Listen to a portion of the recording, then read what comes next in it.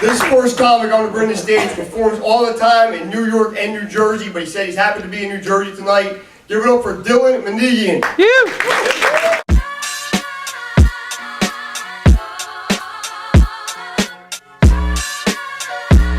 Hi.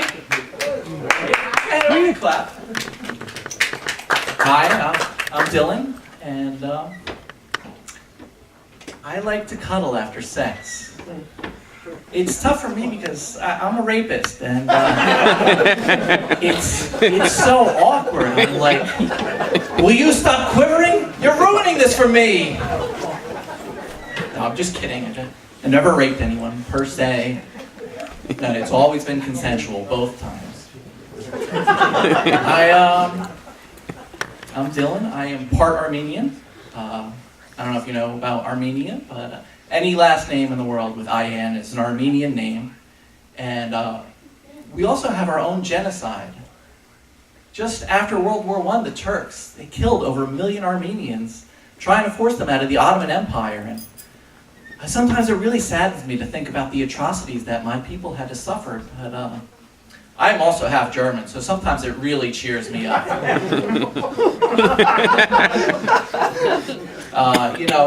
Famous Armenians, probably you all know the Kardashians, which, do we love the Kardashians? Do we hate them? Where are we at in the room? We are very non-responsive to them? Hate them, okay. Okay. I don't know. There's one named Chloe, I didn't. See, I've never really watched the show, and I was excited for it at first because, Kardashian. Why do we all know the Kardashians? Why are they famous before the reality show? OJ. Right, OJ. I mean, I was excited. I thought the show was going to be about people that are just going to pop up and say, Kim, where's the bloody knife? Come on, do you know? And no, instead they're just famous for, I guess, nothing. So, I was having a hard time a few years ago. I was out of work, and I went and I applied for a job at a grocery store. And when you go on a job interview, they always ask you that question where they want you to say something negative about yourself, like what is your biggest flaw, so they asked me, what would be your biggest challenge as a member of our grocery team? Let's see, I'm almost 30. I have a college degree. And I'm applying for a job that just pays slightly over minimum wage, so I guess I could have a hard time putting the boxes on the shelf with tears streaming down my cheeks. When you go grocery shopping, did you ever wonder about all the hard work that it takes to keep your favorite products on the shelves day in and day? Yeah, me neither, but that was my job for 2 years. After a while, I transferred to the coffee bar in the store because, I don't know, it seemed cooler, like I have a skill or something like that.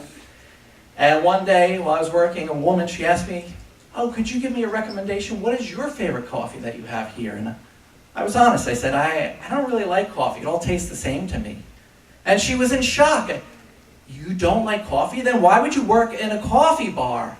Because I didn't apply myself in life. That's why you work at a coffee bar. I mean, thanks for rubbing it in, lady. Do you go to your garbage man and say, oh my God, you made it. You're around trash all day, and surely that was your dream. Like, she thinks that I have an MBA from the Wharton School of Business, and I mastered an international coffee trade. And when I graduated, Starbucks flew me out to their corporate headquarters and offered me a 6-figure job with a corner office, and I said, no, I don't want this. I want to be out there on the front lines and see the faces of the grumpy people as they come in for their morning coffee and feel the coffee grinds under my fingernails and hear the hiss of the steam wand as it's foaming up a latte. No, I guess I had to work in a coffee bar because being an entitled housewife is just not in the realm of possibilities. So, one of my favorite holidays is coming up. Ash Wednesday? Do we have Catholics here tonight? I don't even know, is it Catholics that do that? Yeah. Again, we're not raising our hands by applause. Do we have any Catholics here tonight? Do you go and get the ashes? You do? All right. I love that. I love seeing that. I'm agnostic, so I get an ash question mark on my forehead. My friend, she's an atheist, she gets an ash 0 with the line through it. Oh, yeah. I don't know. I wasn't raised religious. I don't really know what I believe. I saw a bumper sticker the other day. It said, "Jesus died for your sins." And I thought about it, and so what? 3 Chinese factory workers died just making my iPhone. I love my iPhone. Are you on your phone right now? Thank you, that's so polite. Hey, I don't blame you. I want to be playing with my iPhone right now too. So. All right, there you go.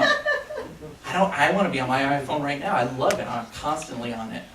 I just got lost in it. Like the other day, I was looking at Facebook and watching videos, and then I checked my email, and I got a text, and I went and I responded, and the time just flew by, and I looked up, and I was driving my car. Yeah. So how was Valentine's Day for everybody? Good for some, not for others. I admit it, I was alone, I'm single, and yeah, I hear you, man. It's tough out there. But I did go on a date recently. I was real confident. I asked a girl out, and I said, "Listen, I'm going to take you out, and I'm going to teach you how a real man treats a lady." And so we went out to a great restaurant, and when we got there, she opened the door, and I said, a real man would have opened the door for you, but... And then we ate, and then the check came, and I said, "Now, a real man would pay for dinner, but I'm kind of broke. Can we go halfsies?" And so we went back to my place, and I said, "Now, a real man would probably not still be living with his parents." And then she said, "I'm leaving." And I said, "Wait, you haven't seen the Spider-Man poster that a real man would definitely not have on his bedroom wall?" I don't know. It hasn't happened for me yet. I don't know, maybe I don't have what it takes. I heard this story in the news, and it was amazing. A man, he was driving his minivan, and he was facing an unavoidable head-on collision. And so what he did is he turned the steering wheel hard to the right so that he would take the full brunt of the impact, because his wife and their unborn child were sitting in the passenger seat.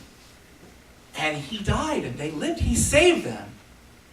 And I don't know. I don't think I have what it takes to do that. I would at least be considering, if I make a hard left, I get a new car and a new wife. I could trade them both in for younger models. I don't know. Maybe it'll happen for me someday. I mean, I'm looking for the one. I guess I've been in love, but I've never found the one. I like the idea of having, someone that you can grow old with. And that's why when I find her, we're going to do a lot of crystal meth, so we grow old really fast.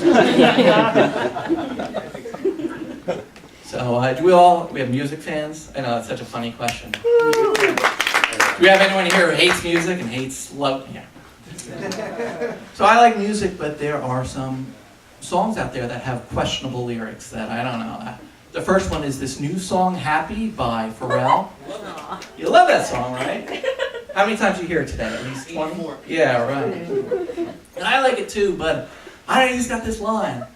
Clap along if you feel like a room without a roof. I don't know if I feel that way. I mean, if I were in my room and it didn't have a roof, I would be angry. But he said, if you feel like that room that doesn't have a roof, I got worried. Am I oppressing my bedroom by having a roof on it all this time? The other song is Summertime by Mungo Jerry. It's an old 60s or 70s song. Does anyone know it? Yeah. Da-da-da-da-da, dee-dee-dee-dee-dee, da-da-da.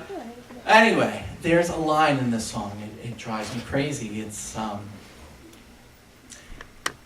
if her daddy's rich, take her out for a meal. If her daddy's poor, just do what you feel. I mean, Jesus Christ. Hey, if her father wanted you to treat her with respect, he would have worked a little harder. I mean, why not make the line, if her daddy's not rich, leave her dead in a ditch. All right, thank you very much. I'm Dylan.